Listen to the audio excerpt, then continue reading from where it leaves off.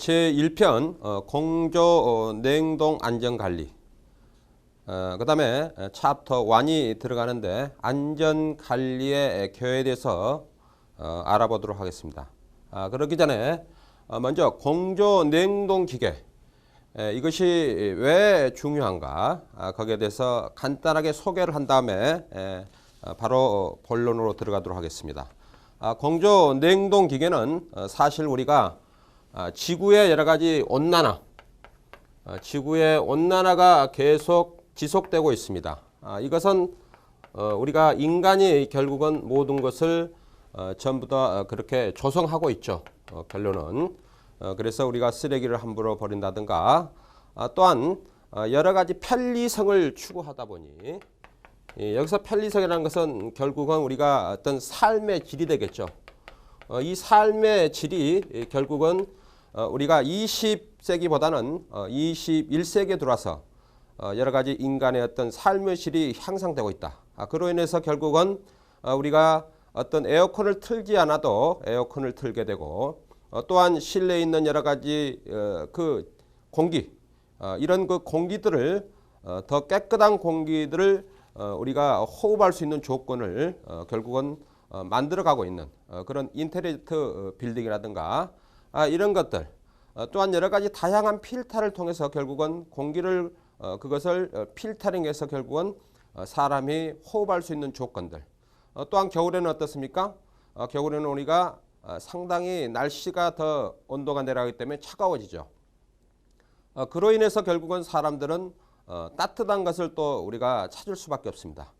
이와 같이 우리 어떤 지구의 어떤 환경 변화에 의해서 공정 냉동기계 분야는 앞으로도 지속적으로 여러분들이 여러 가지 관련된 엔지니어가 필요하다는 사실을 기억하시고, 지금부터 강의하고 있는 이런 모든 부분이 결국은 현장과 그다음 여러분들이 자격증을 준비하는 여러분들에게 많은 도움이 될 것을 확신합니다. 그래서 먼저 챕터 1의 안전관리 개요, 이 부분에서 안전관리 정의와 목적에 대해서 살펴보죠.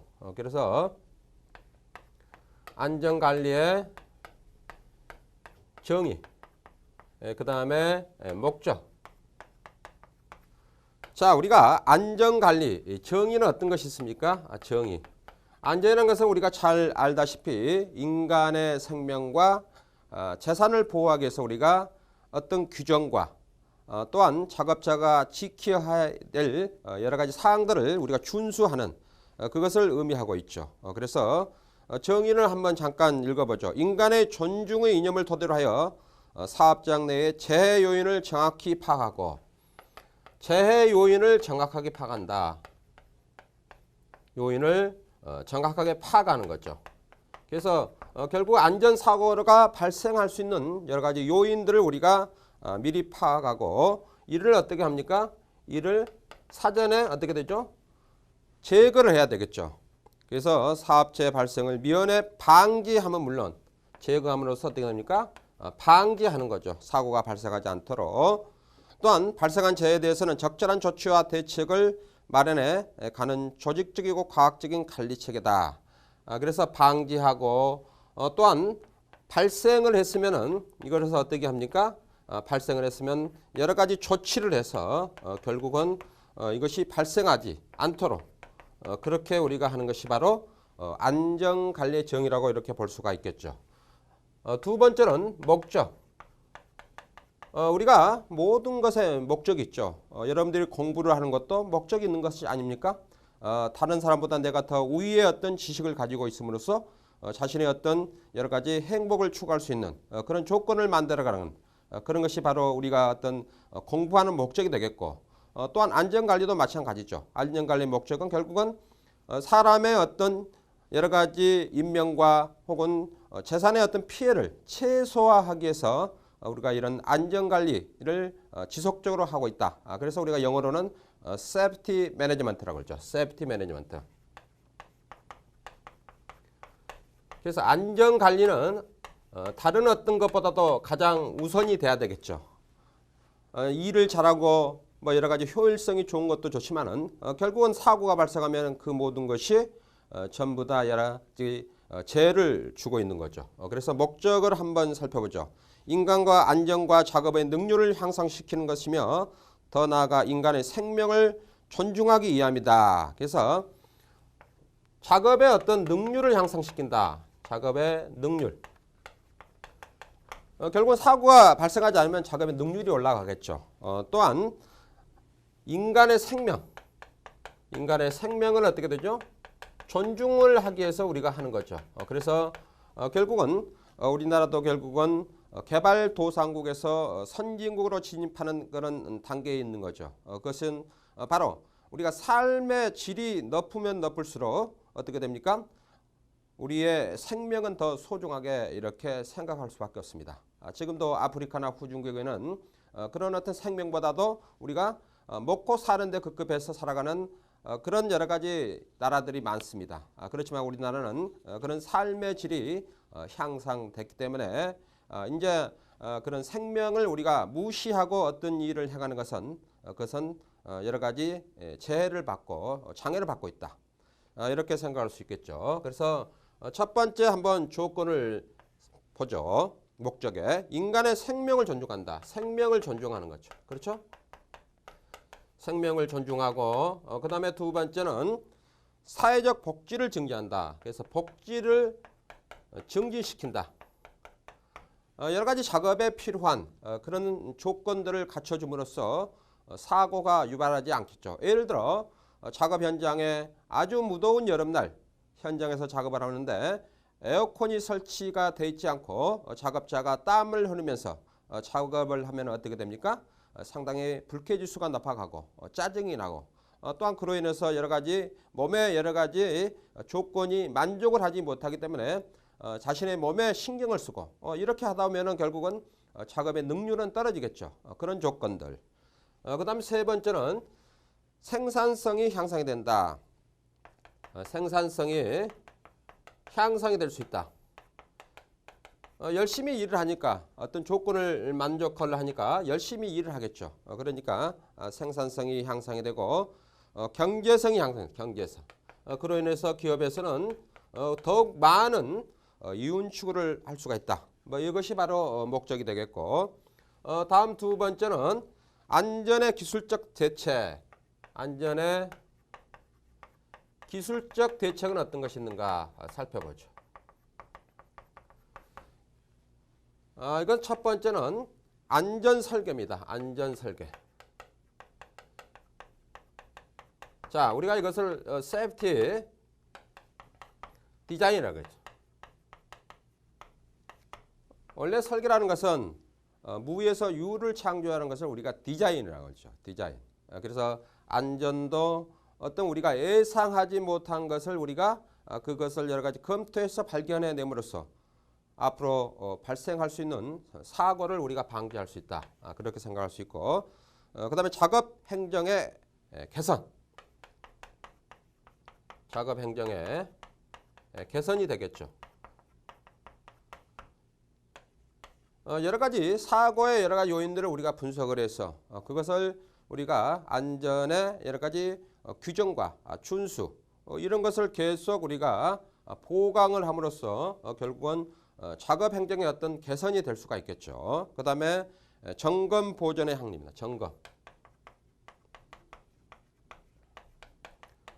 사고는 우리가 우연 중에 많이 발생합니다. 자동차 사고도 마찬가지입니다. 한눈을 판다든가 핸드폰으로 전화를 건다든가 이렇게 거의 1초 정도의 어떤 시간적 타임 그 상태에서 우리가 모든 사고가 발생하고 있죠. 그와 같이 우리가 안전도 마찬가지죠. 안전도 결국은 순간적인 상황에서 우리가 발생하기 때문에 그런 것을 우리가 항상 조심해야 되겠죠. 다음 안전대책의 3원칙입니다. 안전대책에 어떤 원칙이 있는가? 안전대책의 중심적인 내용에 대해서 우리가 예전부터 3위가 강조되고 왔는데 3위. 그래서 결국 우리가 영어의 알파벳 E가 들어가는 그런 어떤 우리가 원칙의 의미를 가지고 있는 것을 여기서 얘기하고 있죠. 자, 우리가 엔지니어링이 있죠. 엔지니어링. 엔지니어링. 이것은 우리가 기술이 되겠죠. 기술. 테크닉이 되겠죠. 그래서 기술적 대책이 있어야 돼. 기술적 대책. 기술적 대책 혹은 공학적 대책. 공학적 대책이 되겠죠. 그래서 엔지니어링. 그 다음에 에듀케이션이 있죠. 에듀케이션. 이 에듀케이션은 뭡니까? 교육이 되겠죠. 교육. 그러니까 작업자가 결국은 어떤 작업을 하는데 그 기계에 관련된 여러 가지 기술을 그 기계에 어떤 사용하는 여러 가지 이 방법에 대해서 충분히 우리가 알고 있어야 되겠죠. 그런데 작업자가 그런 것도 모르고 우리가 작업에 투입하게 되면은 그로 인해서 사고가 발생할 수 있다는 사실입니다. 그 다음에 교육적, 에듀케이션은 결국은 우리가 안전교육을 충실하게 받는 사람과 받지 않는 사람과 그것은 상당히 차이가 많겠죠. 그래서 안전교육을 우리가 충실하게 받고 그것을 실천을 하고 또한 교육 중에 여러 가지 중요성을 얘기하고 또한 취급의 여러 가지 주의사항을 얘기했던 그런 것들은 전부 다 어떻게 됩니까? 작업자가 기억하고 그것을 실천하도록 노력을 해야만이 사고가 발생하지 않겠죠. 그런 부분들. 그 다음에 enforcement, 규제입니다. enforcement. 그래서 이것은 규제가 되겠죠. 어떤 강제성이 있겠죠. 강제성. 그래서 관리적 대책이 되겠죠.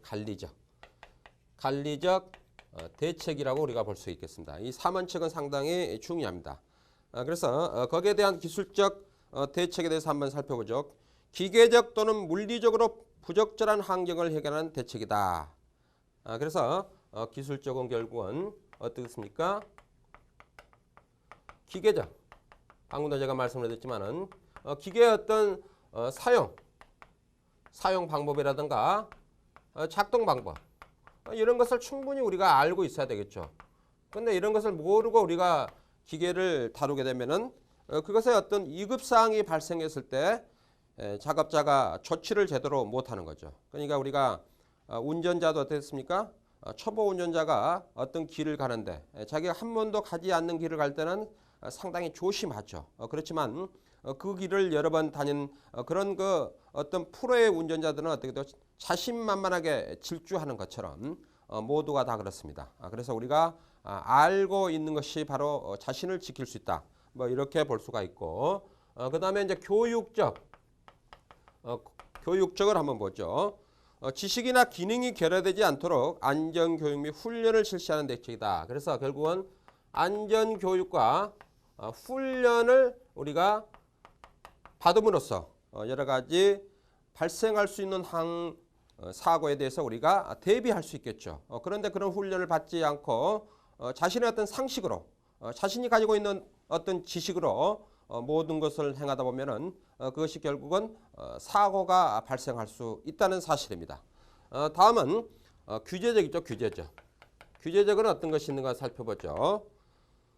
단속이나 감독 또는 관리적 사항으로 엄격한 규칙에 의해 제도적으로 시행되어야 하므로 다음의 조건이 충족되어야 한다. 그래서 결국은 여기는 단속하는 거죠. 단속하고 관리하는 것. 그것은 다음의 조건들이 있는데 어떤 조건이 있는가 살펴보죠. 첫째는 적합한 기준을 설정해야 된다.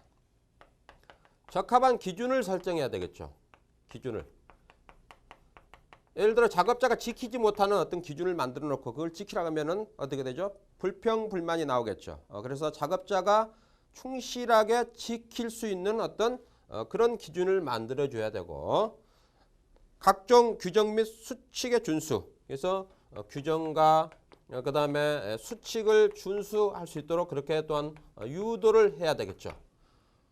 이것도 상당히 중요하겠죠. 그래서 우리가 규정과 수칙은 상당히 중요합니다. 예를 들어 우리가 회사에서도 ISO의 여러 가지 그것을 획득하고 인증하고 그것을 하는 이유가 뭡니까? 다큐멘테이션에 의해서 모든 회사의 업무를 처리해라.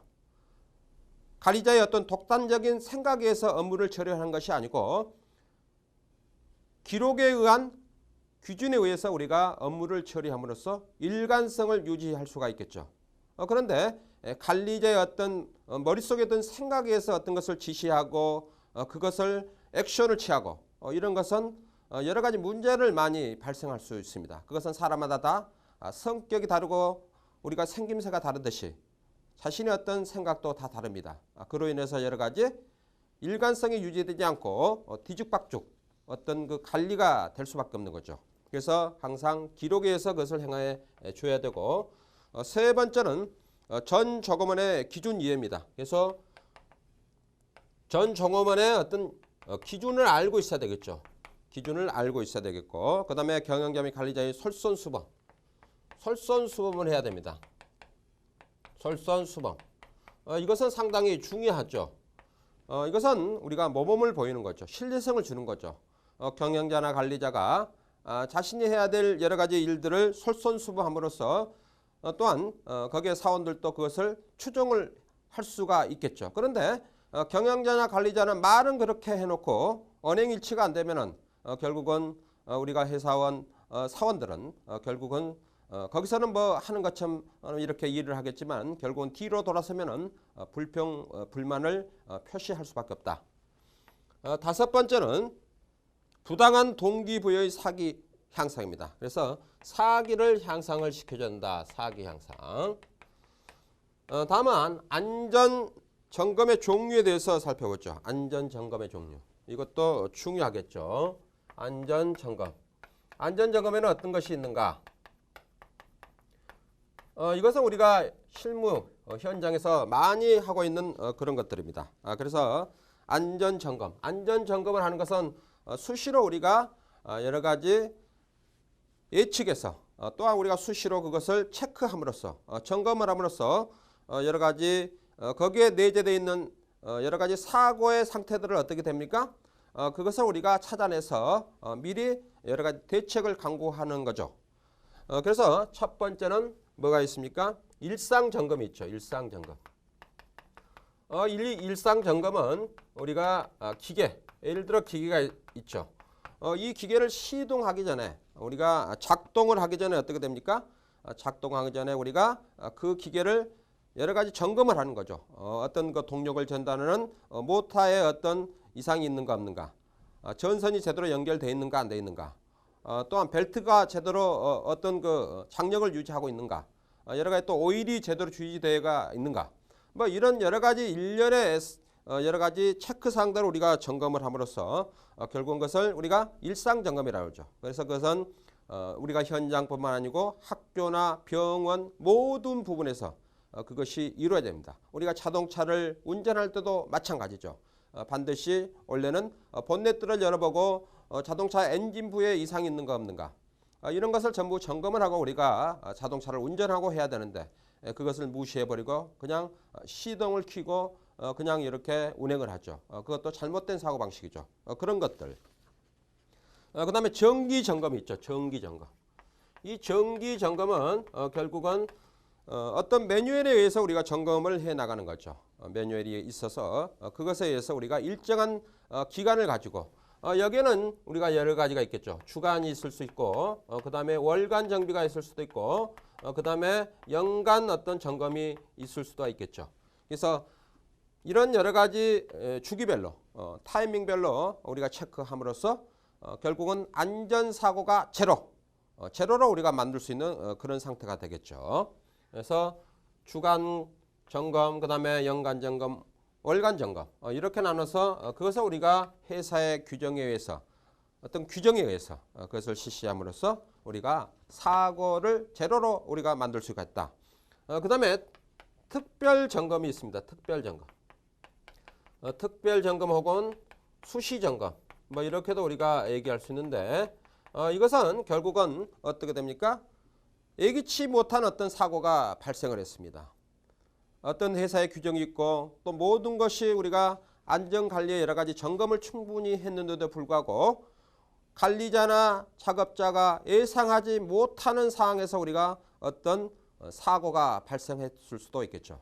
그런 것들은 우리가 그런 부분에 특별하게 우리가 집중해서 여러 가지 점검을 하는 그런 것을 우리가 특별 점검 뭐 이렇게 얘기할 수 있고, 또한 천재지변이나 폭우 이런 상태에서 어떤 현장에 여러 가지 물이 침수가 돼가지고 잠겼다가 다시 그것이 빠졌을 때 기계가 제대로 작동되는가 안 되는가, 이런 것을 우리가 특별 점검이라고 그러죠. 그래서 그런 부분을 우리가 충실하게 해줘야 된다. 다음은 안전관리 규정에 포함사항이 있습니다. 그래서 안전관리 규정에 어떤 것이 포함이 돼야 되는가. 사고 및 재해에 대한 조사가 포함이 되죠. 사고 및 재해 조사. 사고 및 재해 조사. 어떤 사고가 나왔고 또 재해 조사를 어떻게 해야 되고 이런 것이 다 포함이 돼야 되겠죠. 그래서 이런 것은 통계적으로 우리가 다 그것이 나와 있죠. 그래서 이런 사고가 발생하는데 그런 부분을 우리가 규정에 넣어서 그런 부분을 반드시 우리가 준수를 할 수 있도록 그렇게 해줘야겠다. 뭐 이런 것이 있어야 되겠죠. 두 번째는 안전표지는 인간의 행동에 대한 변화를 통제하기 위함이다. 그래서 안전표지가 또한 규정에 포함이 돼야 되겠죠. 그러니까 이것을 시각적 혹은 청각적으로 어떤 위험정에 갔을 때는 예를 들어 눈으로 보지 못한 사람에게는 청각적 어떤 효과를 줘야 되고, 그 다음에 눈으로 볼 수 있는 사람에게는 시각적 어떤 위험의 어떤 상황을 알릴 수 있도록 그런 표지판이 반드시 규정에 포함이 돼야 된다. 다음 세 번째는 보호구 관리입니다. 보호구. 그래서 보호구를 충실하게 잘 관리해서 그것을 작업자가 사용하도록 그렇게 해주는 것이 좋다. 그런데 결국은 필요할 때는 이렇게 잘 쓰고 잘 사용하다가 결국은 그 작업이 끝나면은 갖다 내팽개쳐버리고, 또한 그대로 놔두고 거기에 땀이 묻어 있는데 그것을 그대로 놔두고 그러면 어떻게 됩니까? 고무 재질들은 삭아버리죠. 결국은. 그래서 그것을 우리가 사용한 다음에 여러 가지 보존을 잘할 수 있는 그런 여러 가지 프로세스를 우리가 규정하여서 그것을 지키는 것도 상당히 중요하다. 이렇게 생각이 됩니다. 냉동기 제조 시설 기준은 어떤 것들이 있는가? 그래서 배치 기준에 대해서 살펴보죠. 배치 기준. 이런 부분은 여러분들이 현장에서 충분히 관련된 법이 되겠죠. 규정과 그 다음에 국가에서 지정한 국가의 어떤 법의 어떤 그런 부분을 여러분들이 충분히 알고 여러 가지 회사에서 그런 냉동 관련 시설을 설치하거나 또한 우리가 보강하고 이럴 때는 반드시 필요하다. 뭐 이렇게 우리가 볼 수가 있겠죠. 내용을 살펴보고 하나하나 살펴보죠. 과학가스의 처리 설비 및 저장 설비는 그 예면으로부터 보호 시설까지 거기에 표가 있죠. 그래서 산소의 처리 설비 및 저장 설비에 따른 거리비를 지하에 설치하는 경우에는 보호 시설과의 거리의 2분의 1을 곱한 거리, 그 다음에 시장, 군수 또는 구청장이 필요하다고 인정되는 지역은 보호시설과의 거리의 일정 거리를 더한 그 거리를 유지해야 된다. 그 이상을 유지해야 된다. 뭐 이렇게 되어 있죠. 그래서 거기에 보면은 표가 있습니다. 표가 있는데 산소의 처리 설비 및 저장 설비에 관련된 내용이 나와 있죠. 그래서 산소의 처리 설비 및 저장 설비 해가지고 처리 능력 및 저장 능력, 그 다음에 제1종 보호시설, 제2종 보호시설 이렇게 되어 있고, 거기에 보면 1만 이하일 때는 12m, 2종은 8m, 그 다음에 독성가스 또는 가연성가스의 처리 설비 및 저장 설비는 14m, 2종은 9m고, 그 밖에 가스 처리 설비 및 저장 설비는 16m, 2종은 11m, 그 다음에 3만 초가 4만 이하는 18m, 2종은 13m, 그 다음에 4만 초과는 20m, 그 다음에 2종은 14m. 여기 이제 보시면 여러분들이 아시겠지만은 처리 능력과 저장 시설에 따라서 결국은 거리가 더 간격이 더 멀어진다. 뭐 이렇게 우리가 생각을 할 수가 있겠죠. 그래서 결국은 1만 이하와 4만 초과 이것 두 개를 알면 어느 정도 나머지 부분은 어떻게 됩니까? 결국은 2m씩 증가가 되죠. 이렇게 보시면 여러분들 쉽게 암기를 할 수 있을 것으로 생각이 됩니다. 이런 도포들은 전부 다 암기를 우리가 할 수가 없습니다. 그래서 여러분들이 이런 표나 공식을 보시고 내가 이것을 머릿속에 어떻게 하면은 기억을 오래 할 수 있는가를 여러분들이 생각한 다음에 그것을 기억하도록 이렇게 공부를 해야 됩니다. 그래서 단순 암기로 공부하는 것은 그것은 쉽게 잊어버리기 때문에 여러분들이 공부도 전략 전술이 필요하다는 사실입니다. 그래서 그것을 염두에 두시고 독성가스 또는 가연성가스의 처리 설비 및 저장 설비 여기도 1만 이하 17m고 이종은 12m가 되겠고 그 다음에 2만 초가 3만 3만에서 4만 4만에서 5만 4만에서 5만 초가 5만 이하를 보면 30m 그 다음에 이종은 20m 이렇게 됐죠. 그래서 독성가스하고 또한 우리가 산소하고 비교해보면 어떻게 됩니까?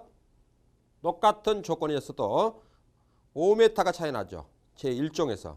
그 다음에 제2종에서는 4m가 차이 나죠. 그 다음에 4만 초가 5만에서는 어떻게 됩니까? 4만 초가를 봅시다. 그거는 산소는 20m인데 10m가 차이 나죠.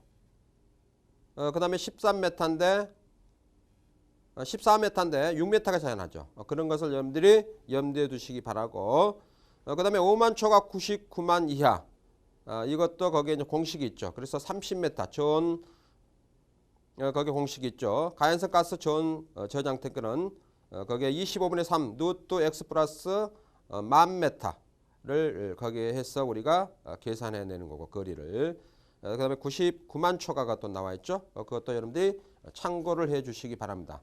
그 다음에 그 밖에 가스 처리 설비 및 저장 설비가 거기에 나와 있습니다. 그래서 1만 이하에서는 8m, 5m 이렇게 돼 있고 4만 초가 있을 때는 14m, 10m 이렇게 돼 있죠. 그래서 앞에 산소와 독성가스에 비해서 약간의 거리가 이렇게 줄어들었죠. 그것도 여러분들이 참고로 알아두시기 바랍니다.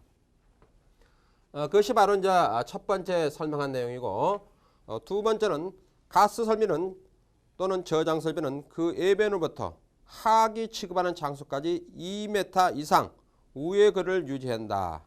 그래서 2m 이상 우의 거리 뭐죠? 하기 여러 가지 불과 관계된 것들 가스 설비와 하기를 취급하는 장소 사이에서는 그 가스 설비로부터 누출된 가스가 유동하는 것을 방지하기 위한 적절한 조치가 해야 된다. 그래서 결국은 가스 설비와 그 다음에 하기 사이에 유출되지 않는 어떤 그런 방지 장치를 설치해야 된다는 거 기억을 해 주시기 바라고 세 번째 가연성 가스 제조 시설의 고압가스 설비는 그 해변으로부터 다른 가연성 가스 제조 시설의 고압가스 설비와 5m 이상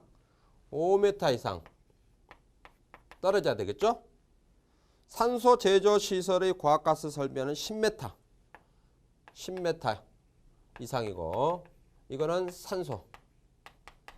산소가 되겠고 그 다음에 고압가스 5m는 고압가스죠. 고압가스가 되겠고 그 다음에 고압가스 설비에 발생한 유해 요소가 다른 고압가스 설비로 전이되지 않도록 필요한 조치를 해야 된다. 이것도 결국은 전이 방지 대책을 해야 된다. 방지 대책을 해줘야 된다는 거 기억을 해주시기 바라고 네 번째를 보시죠. 고압가스 제조 시설에서 재해가 발생할 경우 그 재해 확대를 방지하기 위한 가연성 가스 설비 또는 독성 가스 설비는 통로, 공지 등으로 구분된 안전구역에 설치하는 필요한 조치를 마련해야 된다.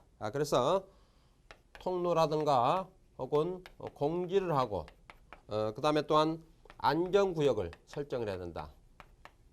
안전구역을 설정을 하는 거 기억을 해 주시기 바랍니다. 다음은 기초기준입니다. 어떤 기초기준이 있는가? 고압가스 설비 기초는 그 설비에 유해한 영향을 끼치지 않도록 필요한 조치를 해야 된다. 그래서 설비에 유해하지 않도록 조치를 하고 이 경우 저장 탱크의 받침대는 동일한 기초 위에 설치해야 된다. 그래서 설비에 유해하지 않도록 기초를 우리가 설치해야 되고 다음 세 번째 보시죠. 저장 설비 기준. 저장 설비 기준은 어떤 것이 있는가? 저장 탱크의 구조는 저장 탱크를 보호하고 저장 탱크로부터 가스가 누출된 것을 방지하기 위해서 저장 탱크에 저장하는 가스의 종류, 온도, 압력 및 저장 탱크의 사용 환경에 따라 적절한 것으로 하고, 그 다음에 저장 능력 5톤 또는 500 세제곱미터, 이건 최적이 되겠죠. 이상인 저장 탱크와 압력 용기에는 지진 발생 시 저장 탱크의 압력 용기를 보호하기 위해서 내진 설계를 해야 되고, 내진 설계. 그래서 첫 번째는 어떻게 됩니까? 거기에 있는 것처럼 가스의 종류와 그 다음에 온도, 압력, 이런 환경에 적절한 것으로 해야 된다. 그래서 저장 탱크에 환경에 적절한 것으로 우리가 해야 된다. 환경에 적절한 걸로. 그 다음에 또 뭐가 있습니까? 거기에 내진 설계. 내진 설계를 우리가 거기에 적용을 해야 된다. 뭐 이렇게 볼 수가 있겠죠. 그래서 내진 뭐 여러분들이 알다시피 최근에 우리나라도 지진이 빈번하게 발생하고 있죠. 그래서 지진으로 인해서 배관에 어떤 뒤틀렸다든가 혹은 배관에 어떤 틈새가 벌어져서 거기에서 가스가 유출되는 것을 우리가 방지하는 그런 내진 설계를 해야 된다. 이것이 되겠죠. 그 다음에 5 세제곱미터 이상의 가스를 저장하기 위해서는 가스 방출 장치를 설치해야 된다. 가스 방출 장치도 설치해야 된다는 거. 여기는 5 세제곱미터 이상. 다음 두 번째는 가연선 가스 저장 탱크와 다른 가연선 가스 저장 탱크 또는 산소 저장 탱크 사이에는 두 저장 탱크 최대 지름을 더한 길이의 4분의 1 이상인 거리를 유지해야 된다. 자, 두 번째는 거리. 거리는 어떻게 하는가? 두 저장 탱크 지름을 더해서 더해가지고 어떻게 됩니까? 4분의 2 이상 더해가지고 4분의 2 이상 거리를 유지해라. 그 얘기입니다. 그래서 무슨 말인지 아시겠죠? 저장 탱크가 두 개가 있으면은 그 저장 탱크 산소와 또 다른 가스의 여러 가지 저장 탱크가 있으면 그 저장 탱크에 기름을 더하면은 예를 들어 뭐 2m다. 그러면 2m가 두 개면 4m가 되겠죠. 그것을 4분의 1로 나누면 어떻게 되죠? 1m 이상은 이격을 시켜라. 그런 의미가 되겠죠. 세 번째는 저장실은 그 저장실에서 과학가스가 누출되는 경우 재확대를 방지할 수 있도록 설치된다. 재확대 방지할 수 있도록. 재확대를 방지를 해줘야 된다. 그래서 누출이 됐을 때 누출시입니다. 누출시. 그 다음에 네 번째죠. 저장 탱크에는 그 저장 탱크를 보호하기 위하여 부압 파괴 방지 조치, 가충전 방지 조치 등 필요한 조치를 해야 된다. 그래서 결국은 부압 파괴 방지 조치와 그 다음에 가충전 방지 조치를 해야 된다. 결국은 이것은 뭐죠? 부압, 압력이 너무 세다든가 혹은 백프레저가 걸렸다든가 혹은 가충전, 너무 많이 충전됐다든가, 이것은 뭐 압력계가 있겠지만은 그 압력계가 또한 고장이 날 수도 있겠죠. 작동이 불량할 때 이러한 조치를 의미하고 있는 거죠. 그래서 그런 것을 방지할 수 있는 어떤 압력 센서가 그런 역할을 하겠죠. 그래서 그런 장치를 설정해달라. 다음 네 번째 보시죠. 가스 설비 기준입니다. 가스 설비 기준.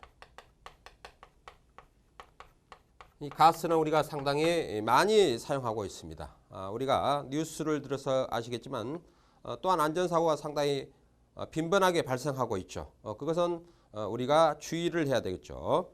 가스 설비 재료는 해당 값을 취급하기에 적합한 기계적 성질 및 화학적 성분을 가지는 그런 것으로 해야 된다. 그래서 재료.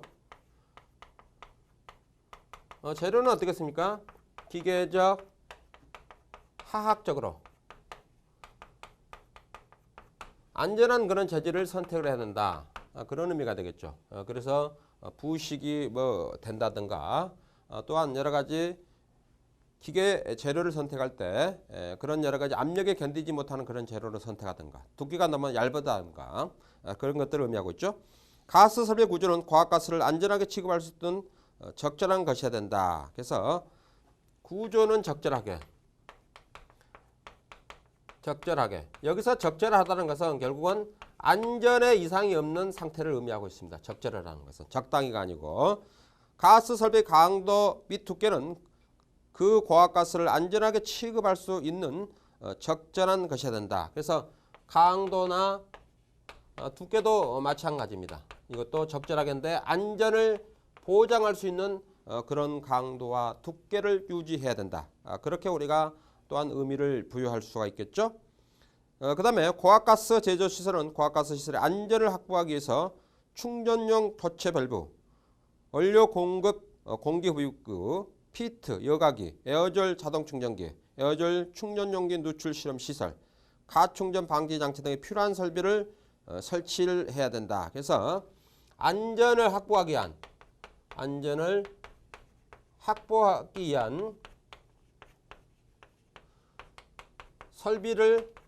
설치를 반드시 해야 된다. 그런 의미가 되겠죠. 거기에는 방금 얘기했던 이런 원료 공기 흡입구, 피트, 여과기, 에어졸, 자동 충전기 이런 것들이 여기에 다 들어가는 거죠. 그 다음에 다섯 번째 보시죠. 가스 설비의 성능은 그 고압가스를 안전하게 취급할 수 있는 적절한 것이어야 된다. 성능도 또한 적절하게 앞에서 설명했지만 안전에 관련된 내용입니다. 그래서 안전에 이상이 없는 그런 것을 여기서는 적자계로 표현을 했죠. 혼돈하지 않도록 하세요. 그 다음에 배관 설비 기준입니다. 배관. 여러 가지 우리가 가스를 취급하는 데는 배관이 반드시 들어갔죠. 그래서 다양한 배관들이 거기에 있습니다. 그래서 설비 기준입니다. 첫 번째 보시죠. 배관의 재료는 그 고압가스를 취급하기에 적합한 기계적 성질 및 화학적 성분을 가지고 있는 것이어야 된다. 이것도 앞에와 유사하죠. 그래서 재료가 기계적 화학적으로 문제가 없어야 된다. 자, 우리가 기계적이란 것은 어떤 압력과 관계가 있는 거죠.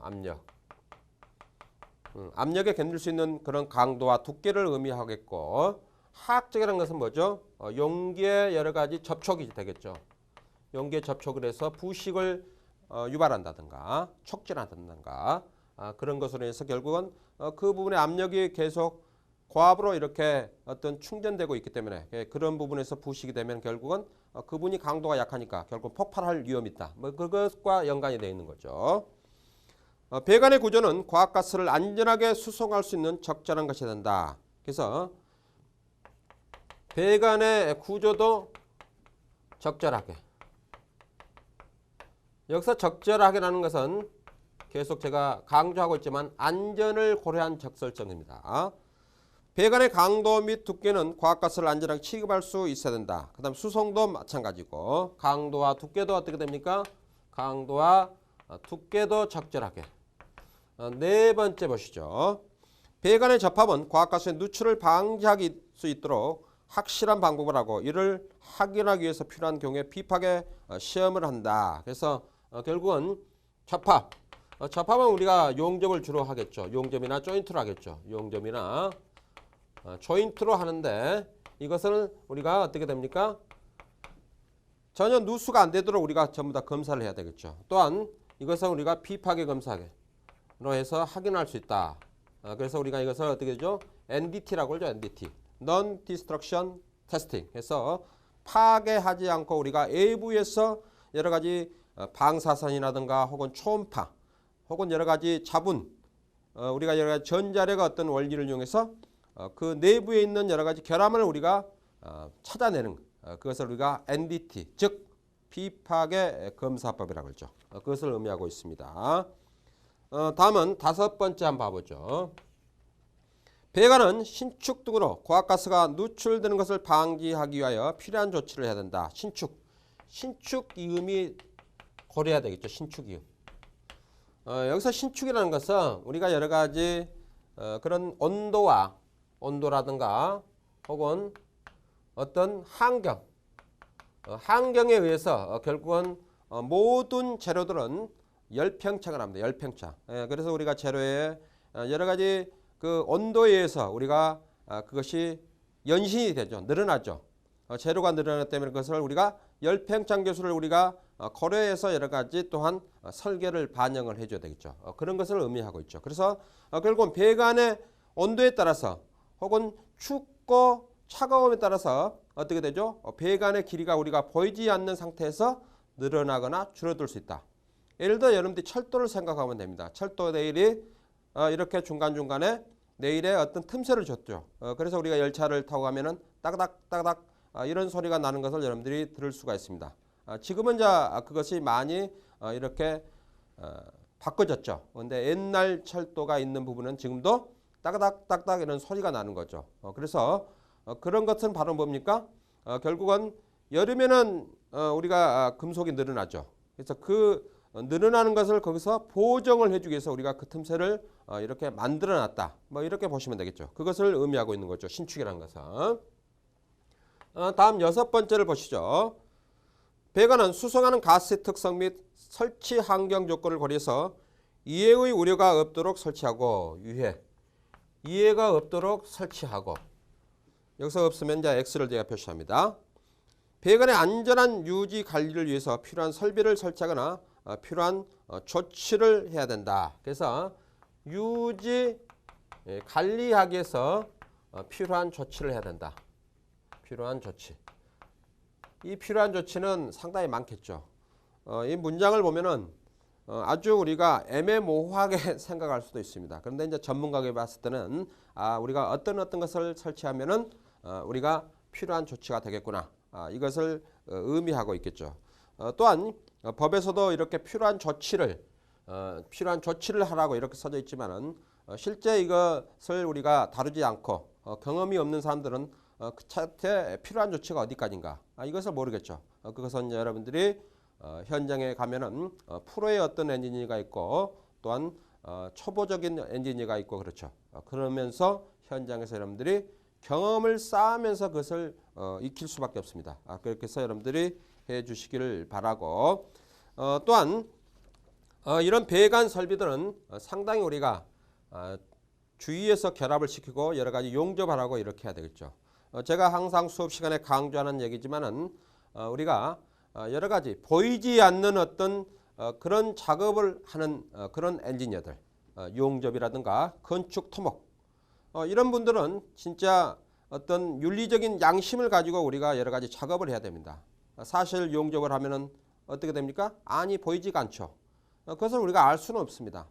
토목이나 건축도 마찬가지죠. 콘크리트 안에다가 무엇을 넣고 그것을 콘크리트를 했는지 우리가 알 수는 없잖아요. 그래서 그것은 결국은 엔지니어들의 어떤 도덕적인 윤리와 양심을 가지고 그것을 작업함으로써 여러 가지 안전사고를 발생할 수 있는 것을 줄여나갈 수 있다. 그런데 공사를 빨리 끝내려고 자기의 어떤 비정상적인 방법으로 자기가 어떤 그것을 충족시키려고 하는 사람들도 있는 거죠. 그것은 아주 잘못된 사고방식입니다. 그래서 결국은 우리가 배관 같은데 이런 데도 진짜 자기가 자기 자신의 어떤 일을 한다라고 내가 이것을 사용한다라고 생각하고 그런 작업을 해줌으로써 안전하게 다른 분들이 안전하게 그것을 사용하고 있다는 사실을 항상 기억하시고 또한 그런 양심으로 우리가 살아가야 되지 않겠습니까?